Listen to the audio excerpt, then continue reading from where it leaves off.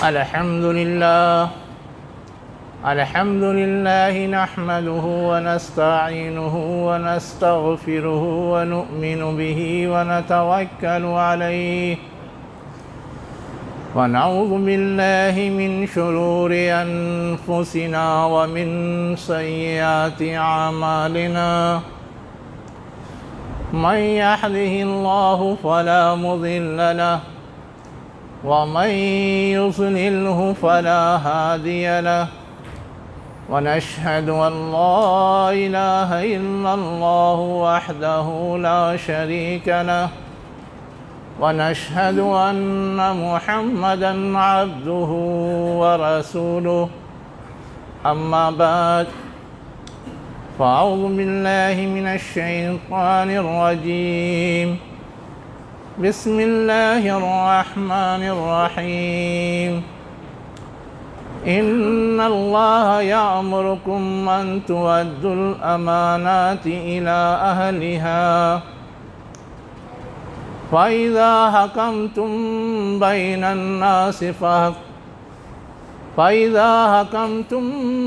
الناس فاحكموا بالعدل۔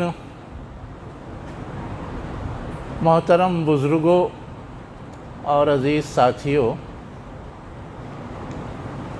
میں نے ابھی سورہ نساء کی آیت نمبر 58 پڑھی ہے،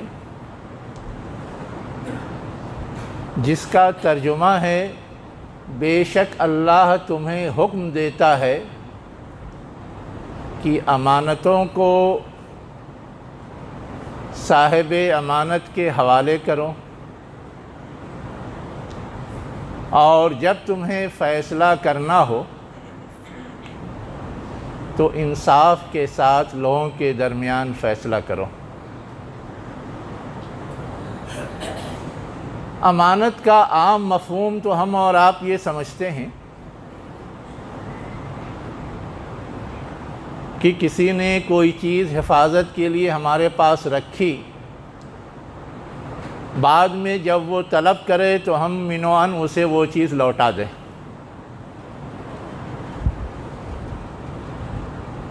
لیکن یہ امانت کا ہمارا اردو کا مفہوم ہے۔ عربی زبان میں امانت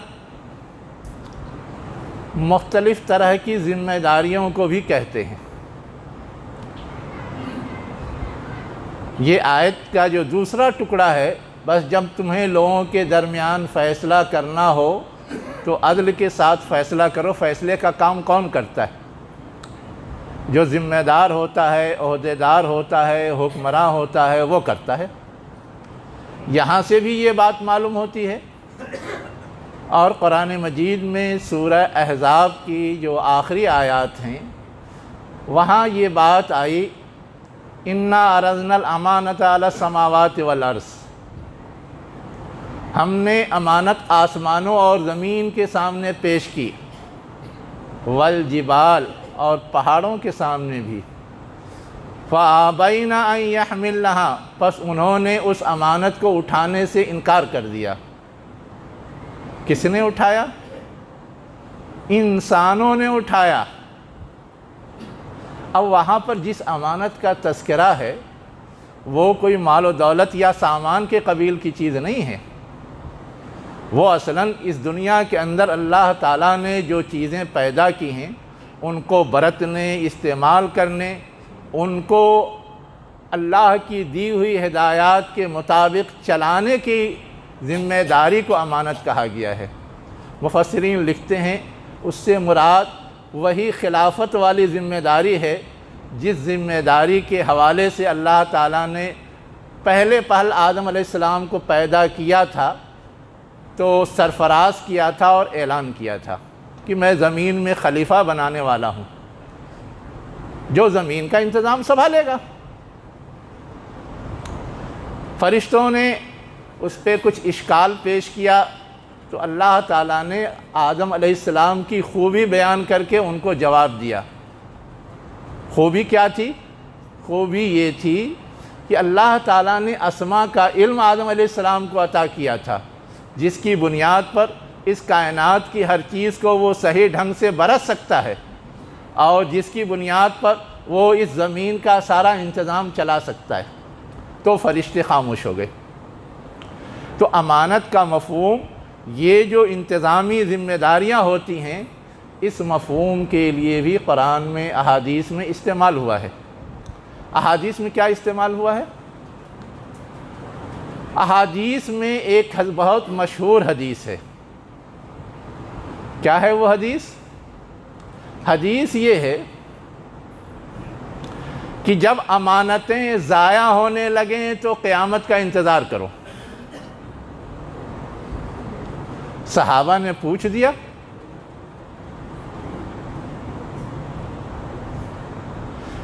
کیسے امانت ضائع ہوگی اور قیامت آ جائے گی؟ اللہ کے رسول صلی اللہ علیہ وسلم نے وضاحت کی کہ جب ذمہ داریاں، سرداری، عہدے نااہلوں کو دی جائے گی تو قیامت آ جائے گی۔ اس کا مطلب امانت سے مراد عہدے، ذمہ داریاں، سرداری، ریاست نااہلوں کو دینے کے حوالے سے یہ بات کہی گئی۔ اگر ہم امانت کا یہ مفہوم سمجھتے ہیں تو پھر اس آیت کا مطلب کیا ہوگا؟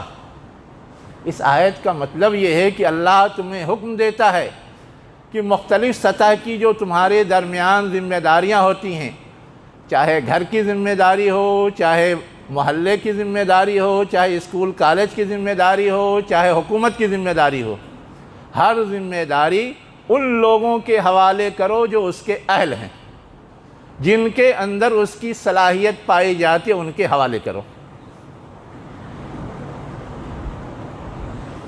اب اگر اس آیت میں ہمیں اور آپ کو یہ حکم دیا گیا ہے تو ہماری اور آپ کی ذمہ داری کیا بنتی ہے؟ کہ ہم اللہ کے اس حکم کا پالن کریں۔ آج کل الیکشن کا زمانہ ہے، ہمیں اپنا لیڈر، قائد، سردار چننا ہے، جو جا کر کے ملک کے انتظام کو چلائے گا بھی اور ملک کے قانون کو بنائے گا بھی۔ اب ہم کس کو چنیں؟ یہ ایک سوال ہے جو ہم میں سے ہر ایک کے سامنے ہے۔ اسی کا جواب اس آیت کے اندر دیا گیا ہے کہ جو اہل ہے اس کو چنو۔ لیکن اہلیت کیا چیز ہے؟ صلاحیت کیا چیز ہے؟ خوبی کیا چیز ہے جو کسی سردار کے اندر، کسی قائد کے اندر، کسی لیڈر کے اندر، کسی رہنما کے اندر دیکھنی چاہیے، اور جب وہ مل جائے تو اسے اپنا ذمہ دار بنا لینا چاہیے؟ یہ بھی تو ایک سمجھنے کی چیز ہے۔ اس کو سمجھنے کے لیے باتیں تو بہت لمبی ہو سکتی ہیں، لیکن میں بہت شارٹ کٹ آپ کو بتاتا ہوں۔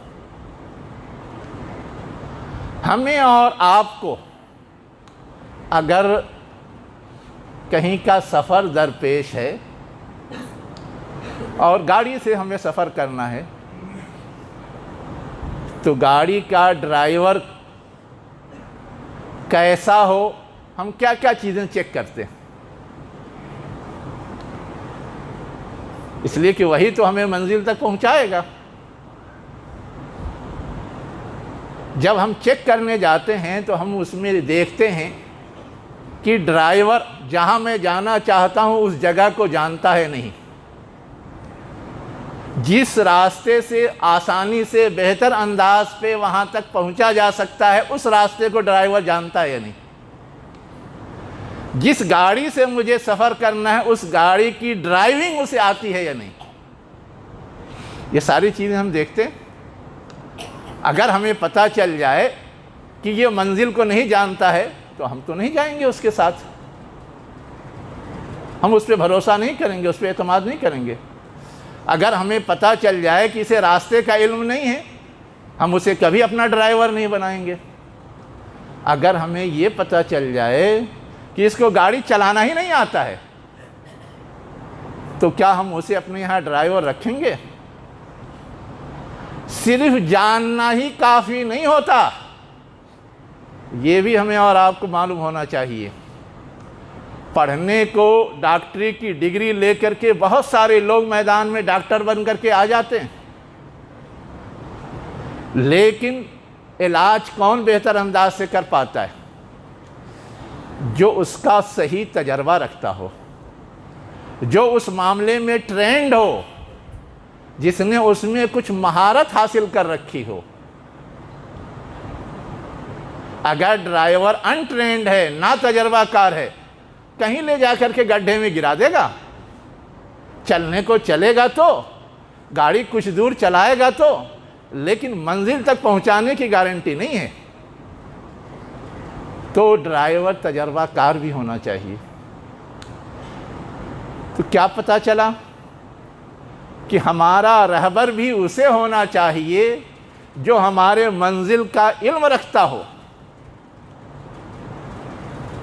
جو ہمارے اس منزل تک پہنچنے کا جو راستہ ہے اس کا بھی علم رکھتا ہو،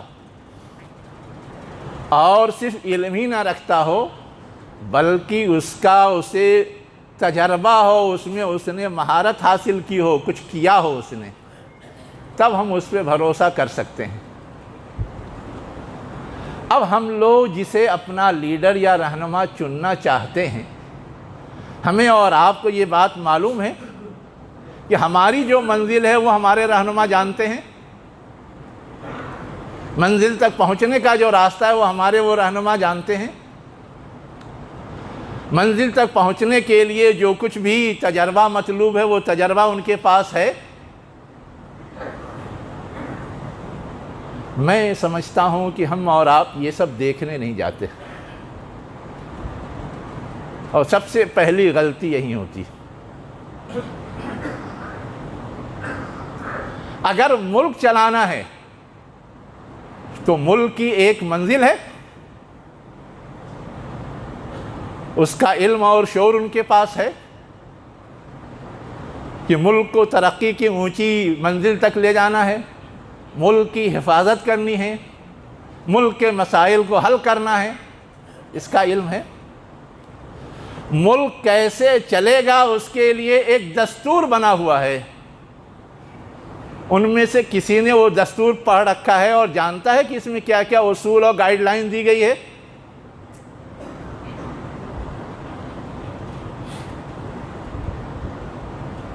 ایک چپراسی کو بھی رکھا جاتا ہے نا، تو یہ چیک کیا جاتا ہے کہ وہ کاغذ پڑھ سکتا ہے یا نہیں، سائن کر سکتا ہے یا نہیں۔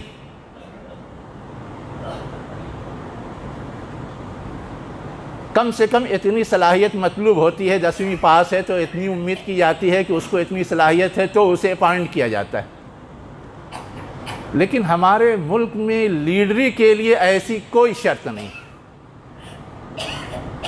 کہ وہ پڑھا لکھا ہو، وہ جانکار ہو، وہ تجربہ کار ہو، کوئی شرط نہیں۔ جاہل سے جاہل آدمی امیدوار بن کر کے کھڑا ہوتا ہے اور جیت کر کے جا کر کے لیڈری دکھاتا ہے، دنیا کا سب سے بڑا عقل مند بن کر کے قانون بھی بناتا ہے، قانون پاس بھی کرتا ہے، صحیح غلط کے فیصلے بھی کرتا ہے۔ یہ ہمارے موجودہ سسٹم کی لیکنگ ہے، خرابی ہے، کمزوری ہے کہ جاہل لوگ لیڈر بن جاتے ہیں، اور اگر علم نہیں ہے، جہالت ہے، تو وہ حدیث صادق آئے گی جس کی طرف میں نے اشارہ کیا کہ نااہلوں کو اگر آپ ذمہ دار بنا دیں گے تو قیامت کا انتظار کیجئے۔ قیامت کے انتظار کرنے مطلب یہ ہے کہ دنیا کی تباہی بربادی کا انتظار کیجئے، اپنے ملک کی تباہی اور بربادی کا انتظار کیجئے۔ یہ تو بہت موٹی سی بات تھی۔ جب ہم کسی ڈرائیور کو ڈرائیور رکھتے ہیں تو کچھ چیزیں اور دیکھتے ہیں۔ ڈرائیور امانت دار ہے یا نہیں، ڈرائیور ہمت اور حوصلہ رکھنے والا ہے یا نہیں،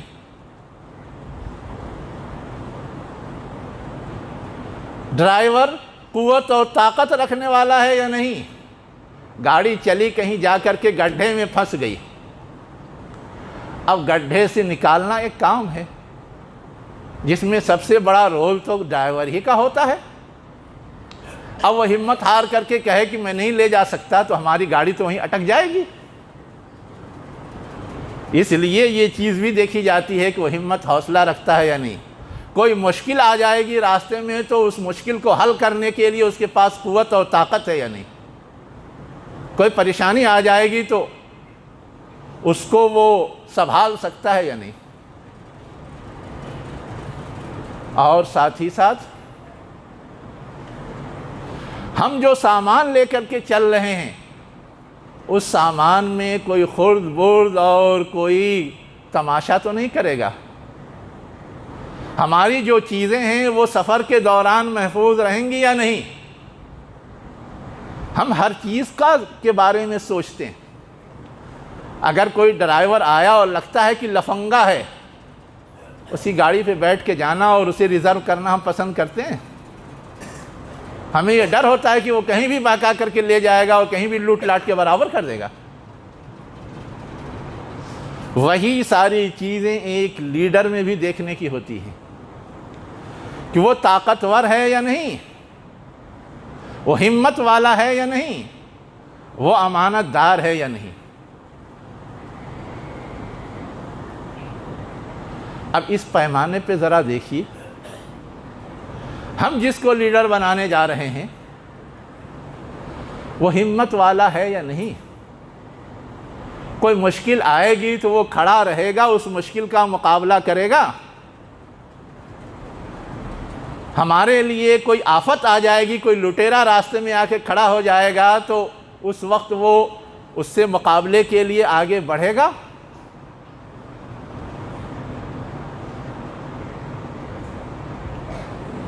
دیکھیے، یہ آپ نہ سمجھیے گا کہ یہ سب میں اپنی طرف سے فرضی باتیں کہہ رہا ہوں۔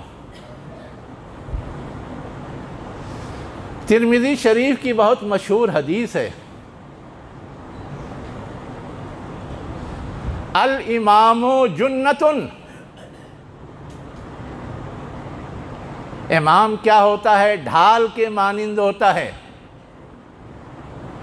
یقاتل معہ ویتقی بہ، دشمنوں سے اس کے ساتھ جنگ کر کے اپنی حفاظت کی جاتی ہے اور اس کے ذریعے اپنا تحفظ کیا جاتا ہے، بچاؤ کیا جاتا ہے۔ یہ امام کی تعریف اللہ کے رسول نے بتائی ہے۔ امام یہ مسجد کا امام نہیں جو یہاں پہ کھڑے ہو کے نماز پڑھاتا ہے۔ امام جو امت کی امامت کرتا ہے، رہنمائی کرتا ہے، لیڈری کرتا ہے، قیادت کرتا ہے، اس امام کے حوالے سے یہ بات کہی گئی۔ اگر ڈرائیور ویسا ہے تو وہ قابل بھروسہ ہے، ویسے ہی جس کو ہم لیڈر چننے جا رہے ہیں، جس کو ہم اپنا رہنما بنانے جا رہے ہیں، اس کے اندر یہ خوبی پائی جاتی ہے کہ نہیں کہ کبھی مشکل آئے گی تو وہ آ کر کے ہمارے حفاظت کے لیے کھڑا ہو جائے گا، دشمنوں سے مقابلہ کرے گا، مقابلے میں ہمارے لیے مددگار بنے گا۔ یہ تو نہیں کہ فساد پھوٹ پڑا، ہماری جان خطرے میں پڑ گئی ہے، ہم فون کر رہے ہیں وہ اٹھا ہی نہیں رہا ہے، آ ہی نہیں رہا ہے۔ اسے آ کر کے بچاؤ کی جو تدبیر کرنی چاہیے اس کے لیے وہ قیادت کر ہی نہیں رہا ہے، سامنے پہنچ ہی نہیں رہا ہے۔ ایسا آدمی قیادت کے لائق نہیں ہے، لیڈرشپ کے لائق نہیں، رہنمائی کے لائق نہیں ہے۔ پیارے نبی صلی اللہ علیہ وسلم کی قیادت جانتے ہیں کیا تھی؟ جب کوئی مشکل وقت آتا تھا تو آپ سب سے آگے رہتے تھے۔ غزوہ حنین میں شکست ہو رہی تھی، لوگ ہمت ہار کے کچھ پیچھے ہٹ رہے تھے، آپ صلی اللہ علیہ وسلم سب سے آگے نظر آئے، یہ ڈکلیئر کرتے ہوئے، اعلان کرتے ہوئے، انا النبی لا کذب انا ابن عبد المطلب، میں نبی ہوں، جھوٹا نہیں ہوں، اور میں عبد المطلب کی اولاد ہوں، دشمن کا مقابلہ کروں گا۔ مدینے میں ایک رات ہنگامہ ہوا کہ باہر سے کسی نے حملہ کیا ہے، سب لوگ اپنے اپنے گھروں میں تھے، آپ صلی اللہ علیہ وسلم اپنی سواری پہ سوار ہوئے پورے مدینے کا چکر لگا کر کے آئے تاکہ احوال کا علم ہو اور دیکھا جائے کیا ہے کیا نہیں ہے معاملہ۔ پتہ چلا کہ ایسی کوئی بات نہیں ہے، صرف ہنگامہ ہے یا افواہ ہے۔ پھر سب لوگوں کو اطمینان دلایا کہ ڈرنے کی کوئی بات نہیں، میں پورا چکر لگا کے آ گیا ہوں۔ یہ حوصلہ، یہ کریج، یہ ہمت لیڈرشپ کے اندر ہونی چاہیے، تو لوگوں کا اعتماد بھی ہوگا اور لوگوں کا بھلا بھی ہوگا۔ لیکن لیڈرشپ ڈر جائے، لیڈرشپ لالچ کا شکار ہو جائے، لیڈرشپ دباؤ میں آ جائے، تو وہ لیڈری کے لائق نہیں۔ تو ہمیں یہ چیز بھی چیک کرنی چاہیے، اس لیے کہ لالچ دے دے کر کے سب تیا پاچا کر دیا جاتا ہے۔ لالچ دینے والا اپنے پاس سے کچھ نہیں دیتا، ہمارا ہی اور آپ کا جو مال ہوتا ہے وہی دیتا ہے۔ آپ نے دیکھا اسی مہاراشٹر کے اندر حکومت پلٹ کرنے کے لیے لالچ دے دے کر کے لیڈران کو خریدا گیا، اور بھی جگہوں پہ ایسا ہوا ہے۔ اب ایسے لیڈران جو بک جاتے ہیں وہ آپ کے وفادار کب ہوئے؟ پھر بھی ہم انہی کو چنیں گے، انہی کو ووٹ دیں گے، انہی کو لیڈر بنائیں گے، تو ہم سے بڑا بے وقوف کوئی ہوگا؟ ہم اب سوچیں، ہوتا یہ ہے۔ ایسا آدمی کبھی بھی ہمارے اور آپ کی لیڈری کا مستحق نہیں ہے۔ لیڈر کے پاس جو کچھ ہے وہ لوگوں کے لیے خرچ کرتا ہے، جو کچھ ہے اس کو لوگوں کی امانت سمجھتا ہے، اور اس میں اتنا ہی اپنا حق سمجھتا ہے جتنے سے وہ عام لوگوں کی طرح زندہ رہ سکے، صرف کفاف بھر۔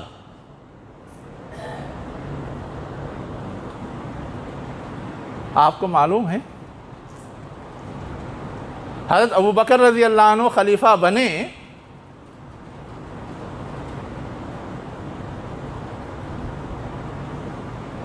تجارت کرتے تھے، تجارت کے لیے نکلے، دوسرے اصحاب نے دیکھا تو کہا کہ یہ تجارت میں مشغول رہیں گے تو شاید ذمہ داری کا حق ادا نہ کر سکیں، اس لیے ان کو روکنا چاہیے۔ اور پھر مشورہ کیا گیا کہ ٹھیک ہے وہ تجارت سے رک تو جائیں گے، لیکن ان کا خرچ کیسے چلے گا؟ تو یہ طے پایا کہ بیت المال سے جتنا مدد عام شہریوں کو فراہم کی جاتی ہے اتنا ہی ان کو بھی اپنا گھر بار چلانے کے لیے دیا جائے گا، اسی کو کفاف بولتے ہیں۔ انہوں نے لیا تو، لیکن مرتے وقت وصیت کی کہ میرا جو مال بچا ہوا ہے حساب کر کے پورا واپس کر دیا جائے گا، وہ واپس کر دیا گیا۔ یہ ہے نمونہ۔ کوئی عالیشان گھر نہیں بنایا، جو پھوس کا گھر ان کا تھا اسی گھر میں اپنے پورے دور خلافت میں اپنا کام کرتے رہے اور زندگی گزار لی تھی۔ اور آج جو لیڈر بن جاتا ہے اس کی تو قسمت ہی چمک جاتی ہے، اس کے لیے تو دنیا بھر کے الاؤنسز ہیں، پینشن کی سہولیات ہیں، تنخواہیں ہیں، اور اتنا اضافہ ہو جاتا ہے کہ ہم اور آپ تصور نہیں کر سکتے۔ آج کی ٹائمز آف انڈیا میں یہ رپورٹ ہے کہ مہاراشٹر کے ایک منسٹر کی آمدنی میں پچھلے 5 سال کے دوران 470 گنا اضافہ ہوا ہے۔ باقی ڈبل تو بہتوں کا ہو گیا ہے، اس لیے کہ الیکشن کا فارم بھرتے وقت یہ ڈکلیئر کرنا پڑتا ہے کہ آپ کے پاس کتنا مال ہے۔ پچھلی بار جو ڈکلیئر کیا تھا اور ابھی جو ڈکلیئر کیا ہے، کل تک نامنیشن چل رہا تھا، دونوں کا موازنہ کر کے آج ہی یہ رپورٹ شائع ہوئی۔ 27 ایسے لوگ ہیں جن کی آمدنی اس 5 سال میں ڈبل ہو گئی۔ ہم اور آپ تصور کریں، ایسا آدمی جو اجتماعی مال کو بے دریغ کیا کرے؟ اپنا حصہ بنائے مختلف بہانوں سے، وہ آدمی سرداری کے لائق نہیں ہے۔ آپ غور کیجئے، پیارے نبی صلی اللہ علیہ وسلم بھی تو سردار تھے۔ مال کہیں سے آیا فوراً بانٹ دیا۔ ایک دن آپ عصر کی نماز پڑھا رہے تھے، خیال آیا کہ کچھ آیا ہوا تھا، گھر پہ رکھا ہے، بانٹا نہیں ہے۔ نماز پڑھاتے ہی فوراً اٹھ کے گئے اور لا کر کے بانٹ دیا۔ صحابہ نے پوچھا اتنی جلدی کیا تھی؟ کہا کہ میں اپنے پاس رکھ کر کے اس ذمہ داری کے بوجھ کو ڈھوتا رہتا، بانٹنے کے بعد میں اس ذمہ داری سے سبکدوش ہو گیا ہوں۔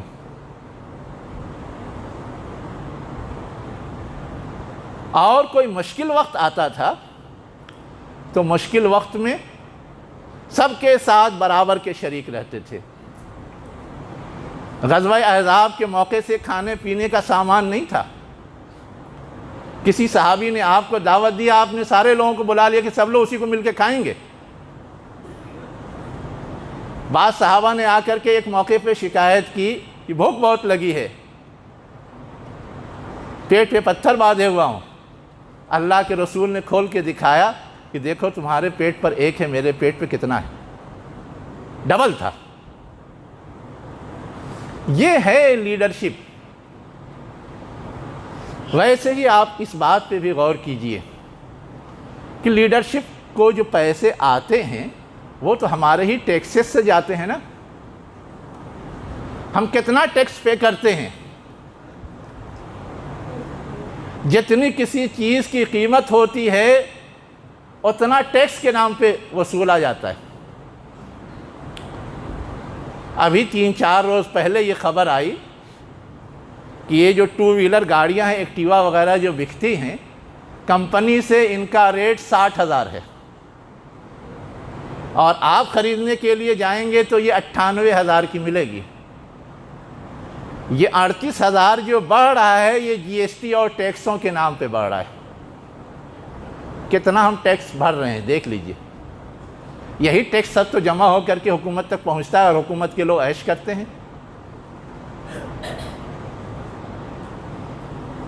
صحیح تر شکل یہ ہے کہ ٹیکس کم سے کم ہونا چاہیے۔ ٹیکس مغل بادشاہوں نے بھی بہت لگا دیا تھا۔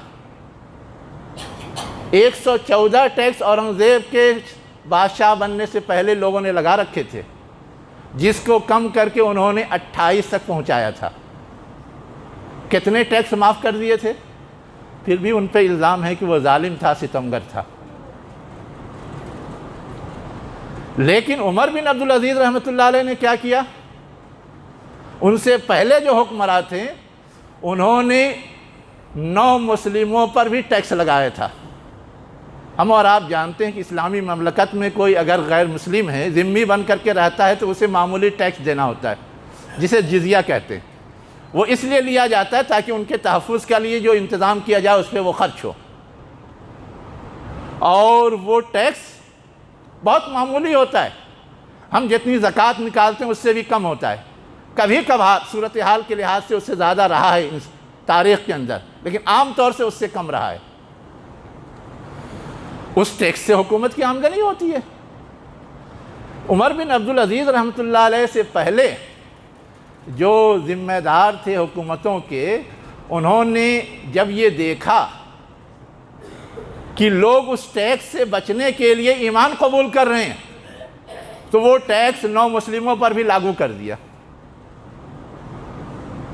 یعنی تم ذمہ بن کر کے رہو، چاہے نئے نئے مسلمان بن کر کے ہمارے ساتھ آ جاؤ، وہ ٹیکس تو ہر قیمت پہ دینا ہے۔ یہ اسلامی شریعت کے خلاف تھا۔ جب عمر بن عبدالعزیز رحمۃ اللہ علیہ خلیفہ بنے ہیں تو انہوں نے آرڈر جاری کیا کہ یہ 9 مسلموں والا ٹیکس غلط ہے، یہ نہیں لیا جائے گا۔ بعض گورنروں نے کہا کہ اگر یہ ٹیکس نہیں لیا جائے گا تو حکومت کا خزانہ خالی ہو جائے گا، حکومت کا کام کیسے چلے گا؟ عمر بن عبدالعزیز رحمۃ اللہ علیہ نے اس گورنر کو لکھ بھیجا کہ اگر خزانہ خالی ہو جائے، خزانے کے دروازے پہ تالا لگا دو، لیکن ہمارے لیے یہ ٹیکس حلال نہیں ہے، اس لیے ہم یہ نہیں لیں گے۔ اللہ تعالیٰ انتظام کرے گا کہ حکومت کیسے چلے گی۔ اور ہم اور آپ یہ جانتے ہیں کہ بہت مختصر مدت وہ خلیفہ رہے ہیں، لیکن ان کا دور اتنا زرعی رہا ہے کہ زکوٰۃ لینے والے لوگ ان کے آخری دور میں ملتے نہیں تھے کہ کسی کو زکوٰۃ دے دی جائے۔ سوال آیا کیا کریں؟ کہا جانوروں کو کھلا دو زکوٰۃ کی جو چیز ہے۔ کہا اگر نہیں ملتے، کہا لے جا کے پہاڑ پہ ڈال دو، وہاں چڑیے چگ لیں گے اور پرندے کھا لیں گے۔ یہ صورتحال پیدا ہوئی، اتنی برکت ہو گئی۔ تو ہمیں اور آپ کو یہ چیز بھی سمجھنے کی ضرورت ہے کہ جو اس طرح کے ٹیکس وصول کر کے اپنے جیب میں بھرتے ہیں، یہ چیز بھی لیڈرشپ کے لیے موضوع نہیں ہے۔ اس کا کام ہے لوگوں کی خیر خواہی کے لیے خرچ کرنا، لوگوں کی ضرورت کے لیے خرچ کرنا، لیکن صرف اپنا الو سیدھا کرنے کے لیے کیا کرتے ہیں آپ سمجھنے کی کوشش کیجئے۔ ابھی ووٹ حاصل کرنا ہے، ایک اسکیم چلا دی لاڈلی بہنا، اور جو لوگ ورکنگ ہیں، گورنمنٹ سروس ہیں، امپلائی ہیں، ان کی تنخواہیں رکی ہوئی ہیں۔ ان کو تو 3 مہینے کا پہنچ گیا تاکہ یہ لالچ میں ووٹ دے دیں، اور جنہوں نے خدمت کی ہے ان کی تنخواہیں رکی ہوئی ہیں۔ یہ سب تماشے ہونے لگتے ہیں۔ تو ہمیں اور آپ کو ان ساری چیزوں کو سمجھنے کی ضرورت ہے۔ ایک آخری بات کہہ کے میں اپنی بات ختم کروں گا، وہ یہ ہے کہ جس کو بھی ہم لیڈر بناتے ہیں اس کے اندر تھوڑی بصیرت ہونی چاہیے، دور اندیشی ہونی چاہیے، تاکہ خطرے کو بھانپ کر کے وہ ہماری حفاظت کرے۔ اگر گاڑی چلا رہا ہے ڈرائیور، کہیں انجن میں خرابی ہو گئی، پہیے میں خرابی ہو گئی، جو تجربہ کار ڈرائیور ہوتے ہیں وہ سمجھ جاتے ہیں کہ کہیں کوئی ڈسٹربنس ہے گاڑی میں، وہ روک کر کے چیک کرتے ہیں، ٹھیک کرتے ہیں، پھر آگے چلتے ہیں۔ اور جو نا تجربہ کار ہوتے ہیں وہ ویسے ہی چلاتے ہیں، اور کہیں نہ کہیں حادثے کا ہم اور آپ شکار ہو سکتے ہیں یا ہو جاتے ہیں۔ تو یہ فرق ہے۔ لیڈرشپ کے لیے یہ بھی ضروری ہے کہ جو کچھ احوال ہیں اس میں جو مسائل، مصیبتیں آ سکتی ہیں، اس کو بھانپ کر کے پہلے ہی سے اس کا علاج کرے، پہلے ہی سے اس کی تدبیر کرے۔ ایک اور بات جاتے جاتے سن لیجئے، ہمارے یہاں جو سسٹم ہے لیڈر کو چننے کا، یہ سسٹم ہی بہت گڑبڑ ہے، اسی لیے بہت سارے مسائل حل نہیں ہوتے۔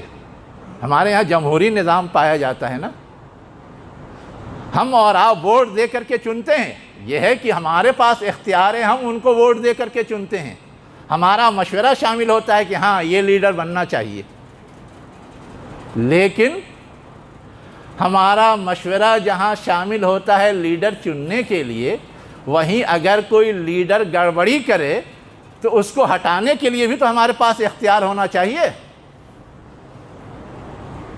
جمہوریت نے ہمیں چننے کا حق تو دے دیا ہے، لیکن اسے ہٹانے کا حق نہیں دیا ہے۔ آج ہم نے ووٹ دے کر کے کسی کو لیڈر چن لیا، 5 سال تک وہ کچھ بھی کرے، صحیح غلط، ہم اسے روک نہیں سکتے، ٹوک نہیں سکتے، ہٹا نہیں سکتے۔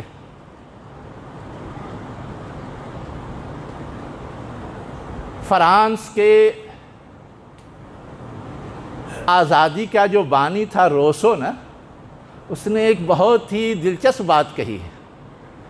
کہا کہ جس دن ووٹنگ ہوتی ہے اس دن تو ہر آدمی بادشاہ ہوتا ہے، لیکن جس دن ووٹنگ کا نتیجہ سامنے آ جاتا ہے اس دن ہر آدمی 5 سال کے لیے غلام ہو جاتا ہے۔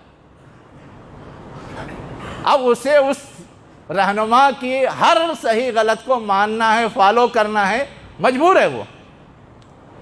حالانکہ اسلامی اسپرٹ یہ نہیں ہے۔ اسلامی اسپرٹ یہ ہے کہ ہم نے کسی کو مشورے سے چن دیا، اچھی بات ہے، مشورے سے ہو، اعتماد رہے گا، لیکن اگر کبھی وہ گڑبڑ کرتا ہے تو کبھی بھی اس کو معزول کیا جا سکتا ہے۔ کرائٹیریا دیا گیا ہے، اگر وہ کفر بواح کا مرتکب ہو تو کبھی بھی اس کو اس کی ذمہ داری سے معزول کیا جا سکتا ہے، ہٹایا جا سکتا ہے۔ تو ہمیں اور آپ کو ان حقائق کو بھی سمجھنے کی ضرورت ہے کہ صرف لیڈر کے اندر ہی ساری چیزیں نہیں تلاش کرنی ہیں، اس کے علاوہ بھی کچھ چیزیں سسٹم کی خرابی پائی جاتی ہے، ان کا بھی علاج ہونا چاہیے، ان کے بارے میں بھی سوچنا چاہیے اقول قولی ھذا واستغفر اللہ لی ولکم اجمعین برحمتک یا ارحم الراحمین۔